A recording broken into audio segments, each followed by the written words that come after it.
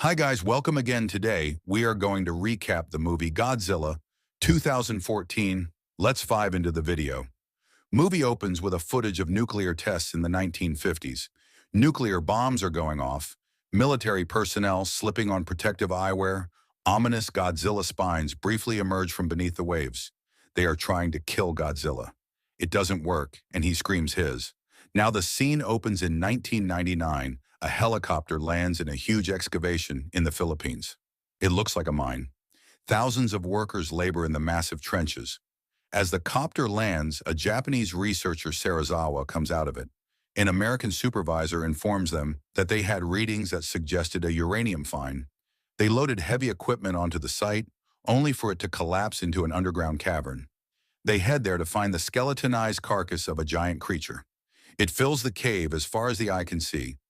Hanging from the cave ceiling appears to be a cocoon of some type, as well as one that looks like it has hatched. Going further into the cave, it looks as though some enormous thing has crawled from the cave and torn a wound across the landscape as it headed toward the sea. The scene cuts to Japan. Joe Brody is on the phone frantically concerned about seismic activity. He thinks the nuclear power plant he works for should be shut down as a precaution. As an American, he is concerned about ruffling Japanese feathers, but insists on a meeting to air his concerns. His somewhat shy son has made a sign for him. It's his birthday. His wife, Sandy, hustles the son off to school. She reminds Brody that it's his birthday, and his son, Ford, had prepared a surprise. They head off to the plant, and he tells the wife to head down into the reactor zone to make sure nothing has been damaged in the shaking. Once at the plant, Brody makes his case. His superiors think the activity is just aftershocks from the recent Philippines earthquakes. Brody says no. Suddenly, a major tremor hits the plant. They think to shut down before the process can even begin. Another shaker rocks the plant, triggering red lights all over the place. The reactor has been breached and Brody's wife is down. Brody races downstairs, demanding that the protective shield door be kept on manual override so he can save his wife. Binoche and her team run full tilt, trying to stay ahead of the cloud that will doom them. They are making good time until a teammate stumbles and Binoche stops to assist him, and the cloud is behind them. Meanwhile, Brody has arrived at the door and took the control. Upstairs is freaking out. He gets a walkie-talkie message that Binoche is done for. Brody is overcome with emotion, literally shaking because of losing her. She tells him that he needs to shut the door to save the city. He waits until the last possible moment, then seals the door. Literally, seconds after the door has been sealed, Binoche appears with several of her team. Brody weeps as he watches his wife being bathed in the toxic radioactive mist. At his school, little Ford observes the plant's cooling towers collapse. All his classmates flee outside. Adult Navy Lieutenant Ford Brody, Brody's estranged son. He's returning home after 14 months to his wife Elle and their kid. There's a sweet welcome home scene, and Ford prepares for some long overdue mommy-daddy time when the phone rings. Joe Brody has been arrested in Japan for trespassing and is being held at the consulate. Ford has to go get him. In Japan, Ford is obviously a little disgusted at having to bail out his dad. Joe suffered a nervous breakdown after the accident, and their relationship is clearly strained. Joe's apartment looks like a conspiracy theorist's paradise. Pictures and articles paper the walls. Stacks of books and research are everywhere. Clearly, Dad has gone round the bend. He's mumbling about echolocation and earthquakes. Out of pity, Ford suggests that his dad come home with him. Joe hasn't seen his grandson in years. He needs a break. But Joe is stubborn. He needs to know what happened that day. His wife is still buried in the rubble of the quarantine zone. If he could just get back to his house to retrieve his research. Ford decides to help his dad. They head back to the old neighborhood, which looks abandoned. Suddenly, a pack of dogs gambles through the scene. How could that happen in a radioactive wasteland? Joe checks his Geiger counter, which shows no radiation at all. Impulsively, he snatches off his protective headgear and breathes deeply, assuming it's completely safe. Now Ford is becoming convinced. Something is amiss here. They rummage through the house and Joe grabs his zip disks. He finds a picture of Sandy and turns to see Ford's birthday sign, still strung up after all these years. Meanwhile, Ford finds an old army toy that he pockets. The beating of helicopter blades shakes them from their reverie. As they head outside, they're immediately scooped up and driven to the abandoned nuclear plant. Serizawa and Graham are talking with some others.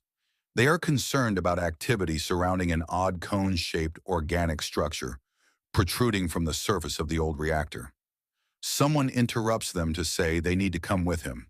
They are taken to where Joe is being interrogated. He comes across as manic and a little loopy, but Graham confirms that his data is strikingly similar to what they're seeing now. He's the only one left who knows what happened 15 years ago. Back in the main room, the readings confirm that EMP pulses are knocking out their electronics with alarming frequency, just like in 1999. Serizawa concedes that it's time to kill the program. A steel containment net is lowered and millions of watts of electricity are applied to the chrysalid, except that it doesn't work at all. Suddenly, a massive multi-legged creature cracks out of the shell and pounds its clawed leg on the ground, creating an EMP pulse that depowers the facility. People screaming and running as the creature strains against its enclosure. Meanwhile, Joe is still handcuffed in a security vehicle. He watches helplessly as people are slaughtered around him. His dad was totally right. Suddenly, a support smashes his vehicle and he becomes free. Joe watches in horror from an elevated walkway as his son faces death. But his own safety is in jeopardy as his bridge is demolished and he tumbles in a horrible fall. The creature has escaped and lumbered off into the night. The next day, Captain Russell Hampton informs Serizawa that the military is taking over. Who does Serizawa need on his team? He points to Joe, bandaged and on a stretcher. They take Joe and Ford in a military transport. Unfortunately, Joe doesn't survive for long. Now all eyes are on Ford. Ford is ashamed to admit that he thought his dad was nuts, but then remembers something about echolocation. Serizawa clues into this discovery and brings Ford into a briefing room and explains to Ford that the recently hatched Muto may be trying to communicate with another giant monster that was found roaming the Pacific a long time ago. Serizawa then loads up the same vintage nuclear test footage from 1954 that we see in the opening credits, but a few crucial details included, mainly a few frames of a familiar, giant, spiny creature. Serizawa explains that the nuclear tests weren't tests. They were attempts to kill this creature. This creature has been named Godzilla, and Serizawa is convinced he is returning, a feeling that is soon confirmed when he's spotted soon thereafter. The naval fleet follows Godzilla. Meanwhile, Elle is freaked out about the news coverage of the Japan damage and can't reach Ford. Since Ford doesn't have much to offer, it looks like he's headed to Hawaii for a flight back home. The Navy confirms that the MUTO, massive unidentified terrestrial organism, is headed across the Pacific. Could it be headed for a Hawaii rest stop? The fleet heads in that direction, flanking Godzilla's spines, which is heading in that same direction.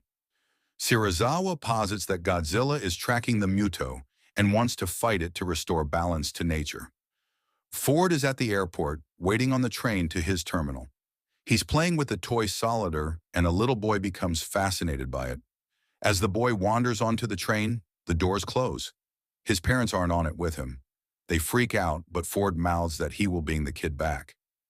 He hopes that he won't miss his flight. Back to the carrier ship, they've heard that the Russians are missing a nuclear sub. The Muto eats radiation. They send a team into the forest near Honolulu to investigate. They find the sub covered in goopy slime and mounted in a tree. The Muto is snacking on nuclear fuel canisters. An airborne attack is launched, but the Muto fires off its EMP, knocking out all navigation controls for the jets and sending them plummeting to Earth. At the airport, power is knocked out, including to the train. Ford doesn't understand that the Muto has caused the outage and assures the little boy that the power will come back soon. At a hotel, a little girl sees the explosion of the planes in the far-off hills. The crowd is becoming worried as the little girl notices that the seawater seems to be receding from the shore at a rapid pace. Something is displacing a lot of water. Very quickly, we see that the thing moving all that water is Godzilla. Honolulu is flooded as the beast reaches ground. At the airport, power is restored, but reveals the Muto right over the train tracks. The train is headed straight into its jaws. The behemoth shreds the track, sending passengers to their doom. Ford barely hangs on, but grabs the kid before he slides out of the mangled train. Godzilla squares off against the Muto, but it manages to escape, flapping its giant wings and continuing its journey to the mainland. Back in San Francisco, Elle and her son watches the developing destruction on the news. The whole world now knows the Muto and Godzilla exists.